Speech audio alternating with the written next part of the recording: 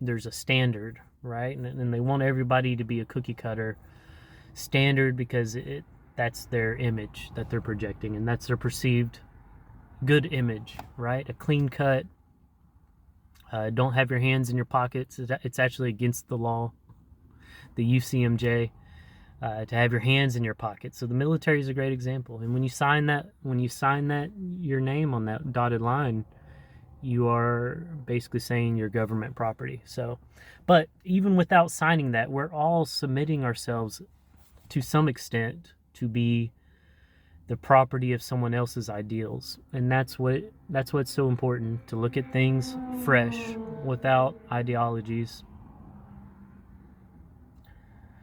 How do you do that? How do you knock down your frameworks that have been built up for your whole life? That is the question without a clear, concrete answer, right? It takes a lot of introspection. For me, I'm not saying I'm anywhere near, knocking down all the frameworks I have, because some of them I don't even know they exist yet, probably. And that's what's so tricky. It's like, once you realize that you think a certain way and that it's not necessarily the right way to think, contemplate that. Think about that. Try to come at it from the other person's shoes, or from a neutral point of view, not a humanistic point of view. Anti-philosophy, it's a necessary evil to use a thorn of anti-philosophy to dig out the philosophies and the ideologies that you have, that you're running on, your operating system. And then at the very end of that, throw that thorn. Throw that away too, because that's also a framework. And what are you left with? It's literally a blank slate. And a blank slate is scary. What are we without our modes of thinking, without our ways of being?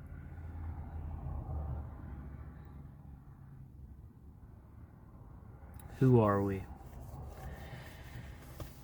What's important? We all have values, and then from that base level, the foundation, build yourself up. So that's the whole purpose of this. Build yourself up with what makes sense to you. In general, that brings happiness to people is sharing love, right? And I say right, like, don't believe me. Go out there and try it. Spread hate. Spread hate on the internet and see how that works. Then try spreading love and see how that works. Which one makes you feel better? I'm not saying one's necessarily right or wrong. It's not black and white. What helps the most people? And if helping people makes you feel better, then that might be the right track. If tearing people down and making people feel little about themselves, or not helping and giving when you can or when you're able, when you're secure yourself, and not helping others, and if you come out ahead on that, I'm not saying that's wrong. And some people will say that's wrong and that you're going to hell if you don't give the shirt off your back. Or tithings. The 10%, That's your prerogative. If that's right for you, you do it. Don't do it because of some outside judgment.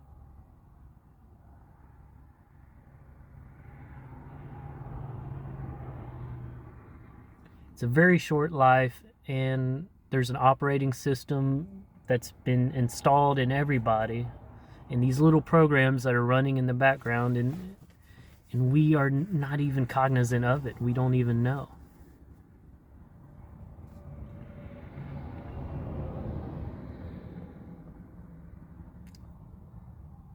Rules, regulations, they're there for a reason, but they don't always serve the individual. Does that mean that they're not good? No. Get rid of all concepts of good and bad. Everything's gray. And then from that place of everything's gray, put your own values, and what's important to you will shape how you live your life.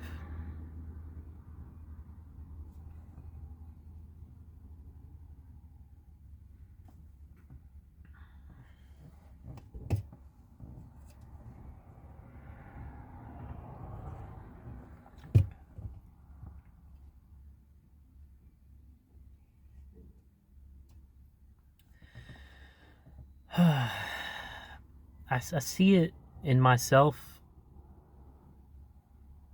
and it's a lot easier to see it in other people.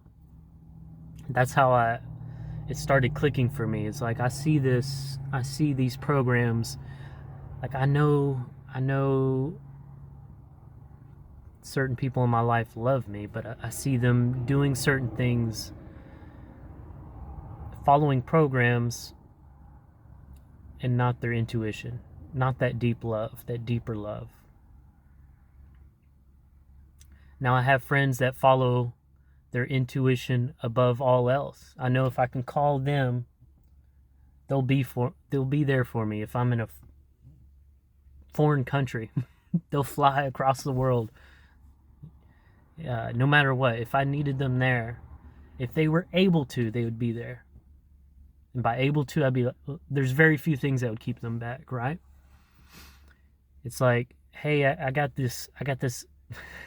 This is kind of a joke, so don't take me seriously. But hey, I got this body in my trunk, and they're like, they don't ask questions. They're just like, well, where are we taking it? That's an exaggeration, but you need friends like that have your back no matter what.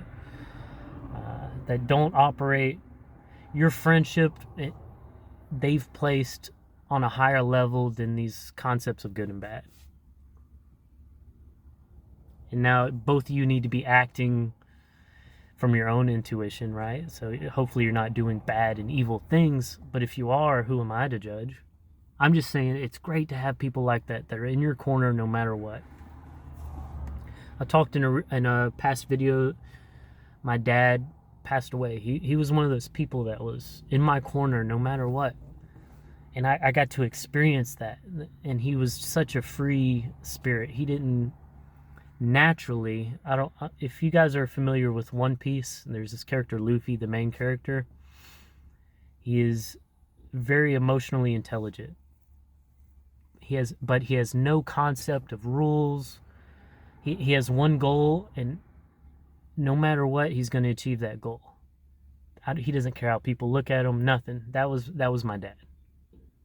And he showed me that is actually a thing. Someone can be that free from mental hang-ups. And he spent his life trying to get me free from those mental hang-ups. And I resisted that a lot. So, anyways, with that being said, I hope everybody had a great Christmas, and I hope everybody has an amazing 2026. I love you guys. See you next video.